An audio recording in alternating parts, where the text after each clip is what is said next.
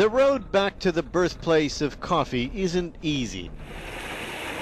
Parts of it are underwater, and you won't find a single sign along the way.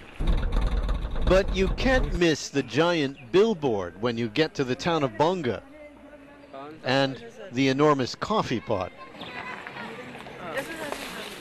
Walk into the surrounding forests and it's everywhere. Coffee, forest coffee. It's been growing wild around these parts for thousands of years. There are big, very big trees there in the forest.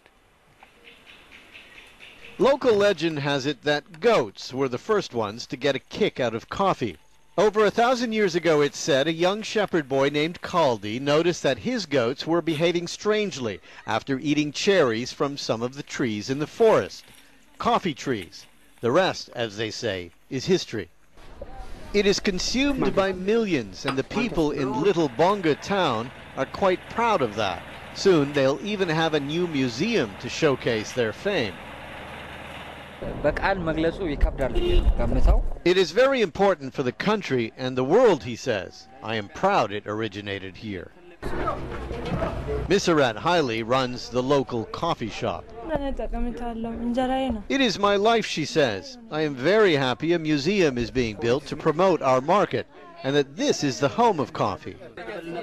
Her little stall is nothing like the exclusive coffee shops in the West, and you can get a shot of espresso here for the equivalent of about 5 cents. Can you ask her if she's ever heard of Starbucks? Starbacks የሚባለው የአሜሪካ ኩባንያ የምታውቂው ነገር አለሽ ወይ? Not a single specialty coffee place to be found. No souvenir tourist traps either. In fact, you could drive right through Bonga and not even notice anything special about it. And there's something else. Bonga may be famous because it's the home of coffee, but ironically, it doesn't produce a lot of coffee. And that reflects a national trend. In the world of coffee-producing nations, Ethiopia is way down at number 10. Because in Ethiopia, small-scale farmers do the growing, and they just can't compete. The government is working with USAID to change that. I think the potential of coffee has just barely been tapped here. And so there's a lot more potential to exploit on marketing of specialty coffee as well as commodity coffee here. So USAID agronomist Getachew Zaleka travels deep into coffee country to educate farmers and promote the idea that bigger farms are better. Quality is improving, but farmers complain they still aren't getting enough money for their coffee compared to other countries. By Ethiopian standards, Gede Berhe's coffee plantation is big. The question we all ask, he says, why don't we get the same prices that Kenyan farmers get? The answer, according to the experts, Ethiopian coffee farmers are fragmented and disorganized. They have no leverage when it comes to getting higher prices. Worknesh Amaka has a family to feed. We are not encouraged by the price, she says. What is the point of planting good coffee? We might uproot them and plant corn, she says. Over in the east, in Harar, a place with a famous coffee name of its own, many farmers are coming to the same conclusion, only it's not corn.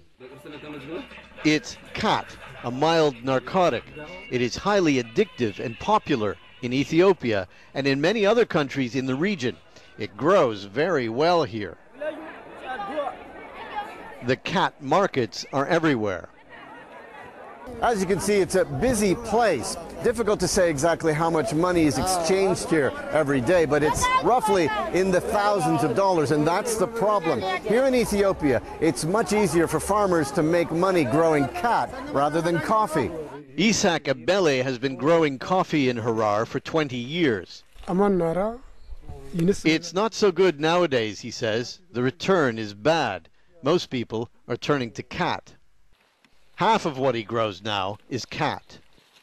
But the coffee industry remains #1 in Ethiopia, and the government is determined to keep it that way. Quality control has been intensified. The thinking is it will help ensure farmers get the best price for their product. For World Focus, I'm Martin Seemungle in southwestern Ethiopia.